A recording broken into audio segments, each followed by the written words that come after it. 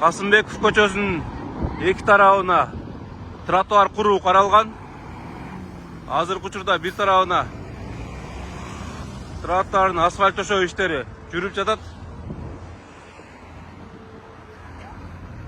Эскертип айтып өтсөк, өзүңүздөргө маалым болгондой, асфальттын бул тарабы Манас атабыздын эстелигинен бул жагы автобекетке чейин барат.